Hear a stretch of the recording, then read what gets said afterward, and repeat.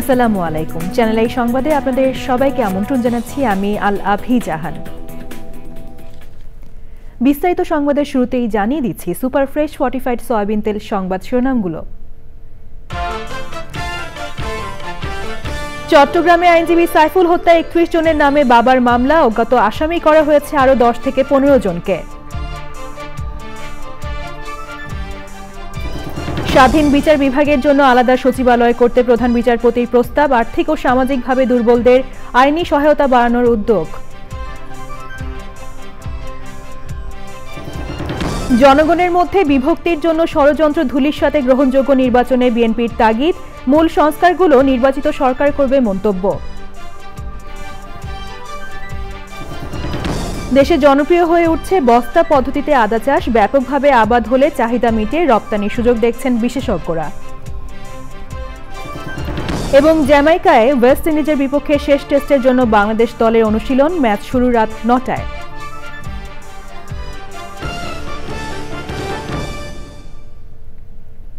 সংবাদ শিরোনামগুলো জানাচ্ছিলাম। এখনকার এই সংবাদ আয়োজন একই সঙ্গে চ্যানেল আই এর ইউটিউব চ্যানেলে এবং চ্যানেল আই এর ওটিটি প্ল্যাটফর্ম আই স্ক্রিনে লাইভ স্ট্রিম হচ্ছে। এবারে বিস্তারিত সংবাদ। চট্টগ্রামে আইনজীবী সাইফুল ইসলাম আলিফ হত্যার ৩ দিন পর ৩১ জনের নাম উল্লেখ করে মামলা করেছেন নিহতের পিতা জামাল উদ্দিন। এতে অজ্ঞাত আরও ১০ থেকে ১৫ জনকে আসামি করা হয়েছে। গত রাতে নগরীর কোতোয়ালি থানায় জামাল উদ্দিন এই মামলা করেন। মামলার বিষয়টি নিশ্চিত করেছেন কোতোয়ালি থানার ওসি মোহাম্মদ আব্দুল করিম। এছাড়া আদালত চত্বরে আইনজীবীদের ওপর হামলা ভাঙচুরের অভিযোগে ১১৫ জনের নাম উল্লেখ সহ অজ্ঞাত আরও ৪০০ থেকে ৫০০ জনকে আসামি করে আরেকটি মামলা করেছেন নিহত আইনজীবী আলিফের বড় ভাই খানে আলম। প্রধান বিচারপতি জানিয়েছেন, নির্বাহী বিভাগ থেকে সম্পূর্ণ আলাদা হয়ে স্বাধীন বিচার বিভাগ গড়ে তুলতে আলাদা সচিবালয় সহ কয়েকটি প্রস্তাব সরকারকে দেওয়া হয়েছে। একই সাথে অসচ্ছল ও সামাজিকভাবে দুর্বল ব্যক্তিরা যাতে বিচার থেকে বঞ্চিত না হন সেজন্য আইনগত সহায়তা সংস্থাকে আরও শক্তিশালী করা হচ্ছে। মাজহারুল হক মান্নার রিপোর্ট। ব্যবহারিক ক্ষেত্রে আইনের অনুশীলন শীর্ষক কর্মশালার আয়োজন করে সুপ্রিম কোর্ট আইনজীবী সমিতি। এতে প্রধান বিচারপতি ছাড়াও আপিল ও হাইকোর্ট বিভাগের বিচারপতি, সিনিয়র আইনজীবী, সুপ্রিম কোর্ট বারের সভাপতি ছিলেন। প্রধান বিচারপতি বলেন, শক্তিশালী বিচার বিভাগই জনগণের ন্যায় বিচার নিশ্চিত করতে পারে। As part of my steadfast commitment to institutional reform and strengthening the independence of the judiciary, I have taken decisive steps to establish the foundation for true separation of powers. I have declared and initiated the process of creating a separate secretariat for the judiciary. Alongside this, I have proposed the formation of a Judicial Appointments Council. অসহায় মানুষেরাও যাতে বিচার পায় তা নিশ্চিত করার কথা জানান তিনি। In our reform efforts, as it expands the reach of legal aid services and reinforces our commitment to ensuring that no one is denied justice due to financial or practical constraints. বিচার বিভাগের মর্যাদা সমুন্নত রাখতে আইনজীবীদের ভূমিকা গুরুত্বপূর্ণ বলে মন্তব্য করেছেন প্রধান বিচারপতি। মাজহারুল হক মান্না, চ্যানেল আই, ঢাকা। বিএনপির স্থায়ী কমিটির সদস্য ডক্টর খন্দকার মোশাররফ হোসেন বলেছেন, জনগণের মধ্যে বিভক্তি সৃষ্টি করতে নানা ষড়যন্ত্র করছে পতিত সরকারের দোসররা। এসব ষড়যন্ত্র ধূলিসাৎ করে দিয়ে সরকারের উচিত গ্রহণযোগ্য নির্বাচনের ব্যবস্থা করা। জাতীয় প্রেস ক্লাবে এক আলোচনায় তিনি দ্রুত নির্বাচনী রোডম্যাপ ঘোষণা করার তাগিদ দেন। মূল সংস্কারগুলো একটি নির্বাচিত সরকার করবে বলেও মন্তব্য করেছেন তিনি।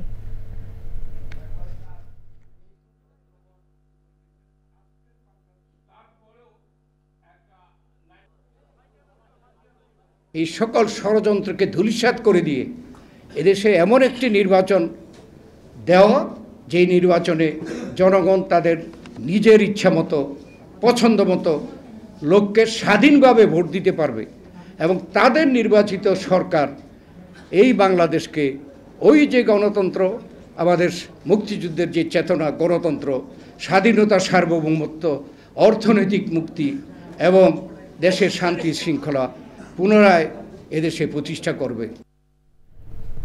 আওয়ামী লীগ আমলে জঙ্গি তকমা পেয়ে গ্রেপ্তার হয়েছিলেন জাতীয়তাবাদী আইনজীবী ফোরামের তরুণ আইনজীবী ব্যারিস্টার শাকিলা ফারজানা। রিমান্ডে তাকে কতটা নির্যাতন সহ্য করতে হয়েছিল তা যেন বর্ণনারও অযোগ্য।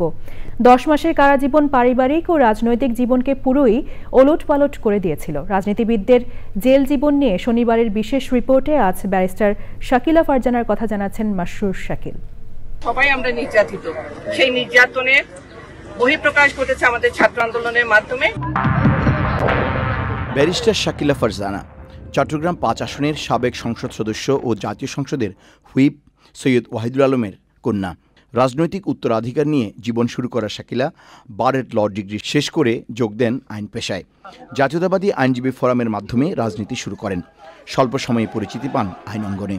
2015 সালে আওয়ামী লীগ সরকারের রোষানলে পড়ে এক রাতেই পাল্টে যায় তার জীবনের পথ চলা। প্রায় 200-250 অফিসার আমার ঘরে ঢুকে যায়, সব কালো কাপড় পরা। তারা আমাকে কালো একটা মাইক্রোবাসে করে চোখ বন্ধ করে হাত বন্ধ করে নিয়ে গেল। উপরে দেখলাম টিন শেড। চোখ খোলার পরে বলছে যে আপনি একটু বসেন, আমরা আসছি। কিছুক্ষণ পরে তারা এসে বলল যে আপনাকে আমরা গ্রেফতার করলাম। আমি বলছি কী বিষয়ে গ্রেফতার করলেন? বলে আপনি জঙ্গি অর্থায়ন করেছেন আপনার এই অ্যাকাউন্টে। আমি বলছি এগুলো তো আমি আমার লিগেল ফি রিটার্ন করেছি। বলেন আপনি জঙ্গি অর্থায়ন করেছেন। রিমান্ডে তার উপর চলা নির্যাতনের কথা মনে পড়লে নীরবে চোখের জল ফেলেন। ওরা লাঠি থেকে শুরু করে দেয় না এমন কিছু বাকি নেই, বুঝছেন। আর আমাকে যে টর্চারগুলি করা হয়েছে এগুলো আসলে অবর্ণনীয়, এগুলো বলার কিছু নাই। আমি চাই না এগুলো মনে করে কষ্ট পেতে।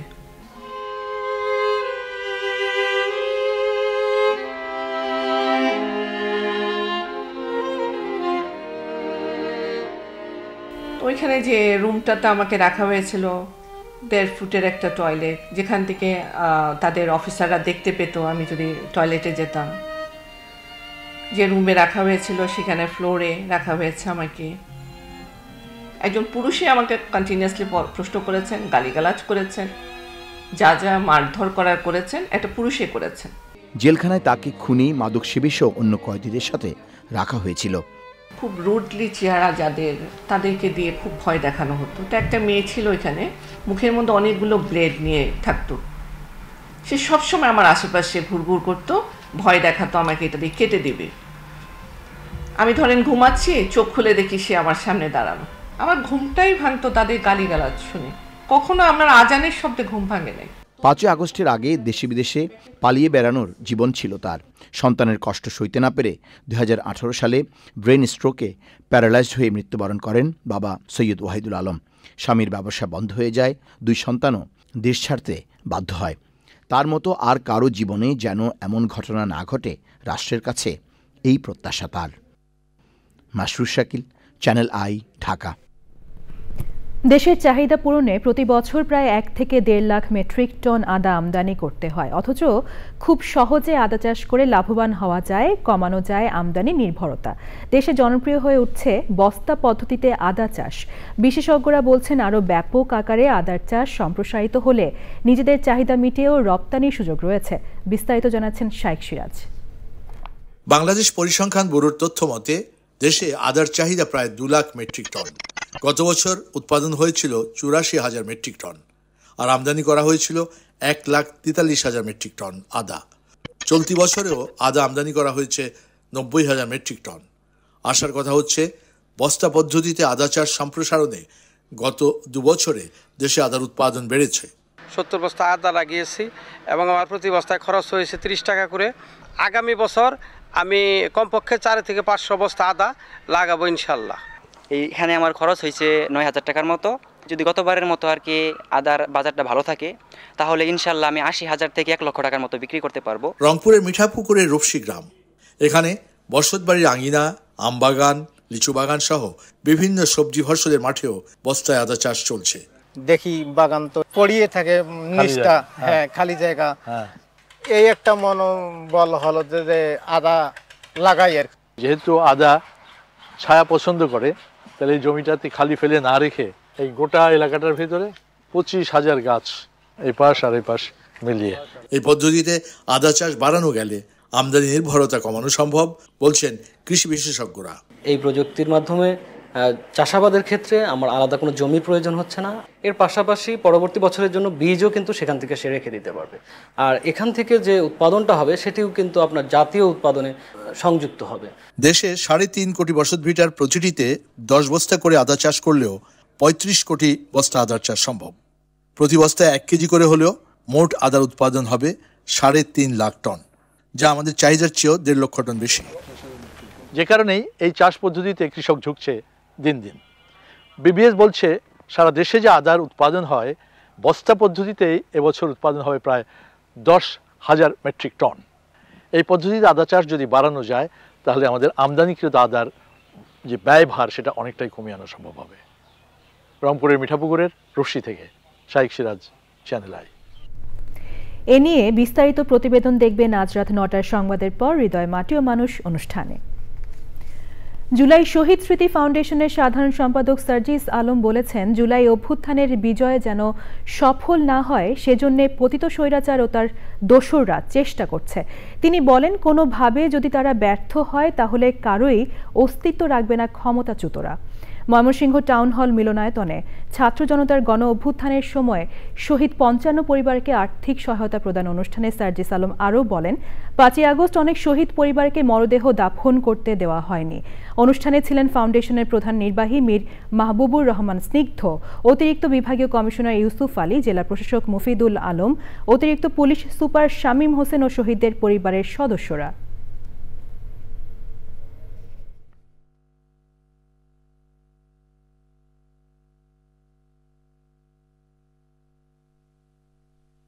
খুনি হাসিনা এবং তার দোসররা সব দিক দিয়ে চেষ্টা করছে আমরা যেন সফল না হই, এবং কোনোভাবে যদি আমরা ব্যর্থ হই, আমরা যারা এখানে রয়েছি কারোরই অস্তিত্ব খুনি হাসিনা রাখবে না। ওই 5ই আগস্টের আগে যেমন এমন অনেক শহীদ পরিবার রয়েছে ঠিকমতো দাফন করতে দেওয়া হয় নাই, বাড়িতে থাকতে দেওয়া হয় নাই, থানায় হয়রানি করা হয়েছে, আবার যদি খুনি হাসিনা দোসররা আসে একই কাজ করা হবে। সেই জায়গা থেকে এটা আমাদের সকলের দায়িত্ব যে যেই স্বপ্ন নিয়ে যে স্পিরিট নিয়ে অভ্যুত্থান হয়েছে সেটাকে রক্ষা করা। আমরা আমাদের জায়গা থেকে সরকারের যেমন গঠনমূলক সমালোচনা করব, একইভাবে আমরা প্রশাসন থেকে শুরু করে সার্বিকভাবে সকলকে তাদের কাজে সহযোগিতাও করব।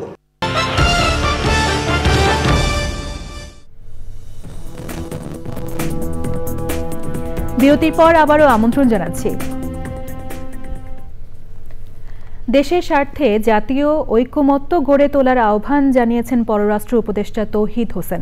বাংলাদেশ কারোর জন্য আতঙ্কের কারণ নয় জানিয়ে তিনি বলেছেন, সবার সাথে সুসম্পর্ক রাখতে চায় বাংলাদেশ। সকালে রাজধানীর নর্থ সাউথ বিশ্ববিদ্যালয় বাংলাদেশ ভারত সম্পর্ক নিয়ে আলোচনা সভায় এ কথা জানান উপদেষ্টা। ভারতীয় মিডিয়া দুই দেশের স্বাভাবিক সম্পর্ক প্রতিষ্ঠায় প্রতিবন্ধকতা তৈরি করছে বলেও মন্তব্য করেন তিনি।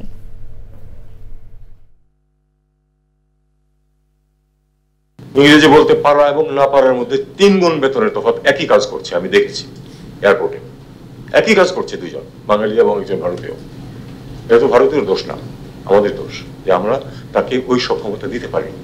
সামনে কি আছে পারস্পরিক স্বার্থ ছাড়াও, ধরুন পাকিস্তানের সাথে সম্পর্ক, তিস্তাবাদ নির্মাণ, জাতীয় সংলাপ, এগুলি সবই আছে, এগুলি থাকবেও, কিন্তু আমাদের মূল উদ্দেশ্যটা থাকবে আমাদের সক্ষমতা বাড়ানো, সক্ষমতা আন্তর্জাতিক পর্যায়ে এবং সক্ষমতা আমাদের অভ্যন্তরীণ পর্যায়ে।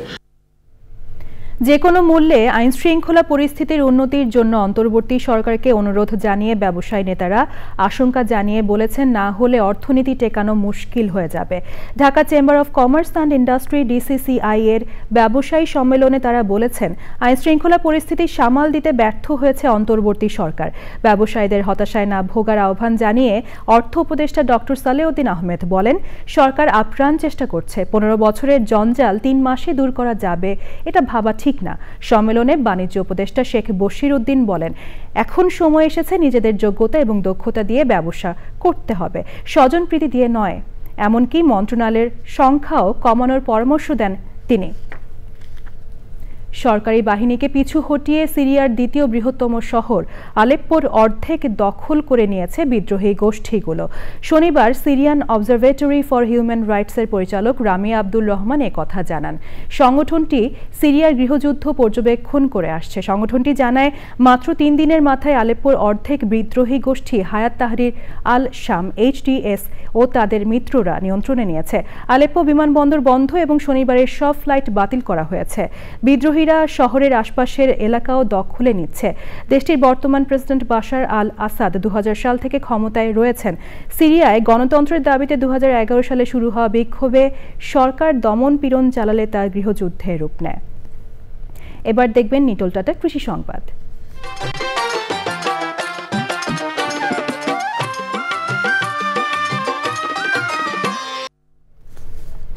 রংপুরে বাড়তি লাভের আশায় এবছর আগাম আলু চাষে ঝুঁকেছেন কৃষক। আগাম শীত অনুভূত হওয়ায় আগাম আলুর ফলন নিয়েও আশাবাদী কৃষক।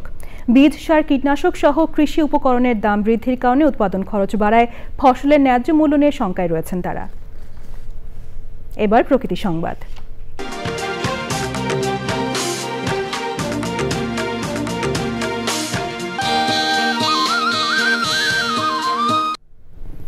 বিপন্ন বাস্তুতন্ত্র পুনরুদ্ধারে ভোলার শাহবাজপুর খালে পরিচ্ছন্নতা অভিযান চালিয়েছে উপজেলা প্রশাসন। এমন উদ্যোগে রোগ জীবাণুর প্রাদুর্ভাব কমার পাশাপাশি বায়ুদূষণ কমার আশাবাদ স্থানীয়দের। জনস্বাস্থ্য ও পরিবেশের ভারসাম্য রক্ষায় খালে ময়লা আবর্জনা না ফেলার আহ্বান সংশ্লিষ্টদের।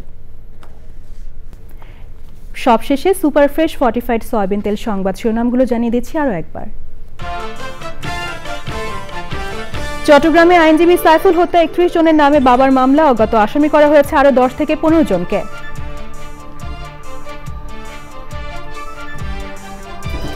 স্বাধীন বিচার বিভাগের জন্য আলাদা সচিবালয় করতে প্রধান বিচারপতির প্রস্তাব, আর্থিক ও সামাজিকভাবে দুর্বলদের আইনি সহায়তা বাড়ানোর উদ্যোগ।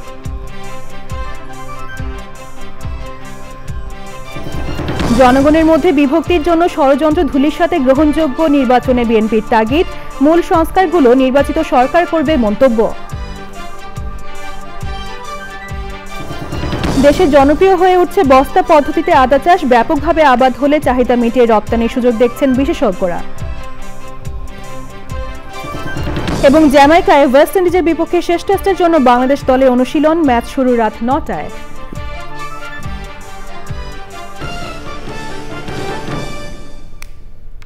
পরবর্তী শীর্ষ খবর দেখার আমন্ত্রণ জানিয়ে শেষ করছি। ধন্যবাদ সবাইকে।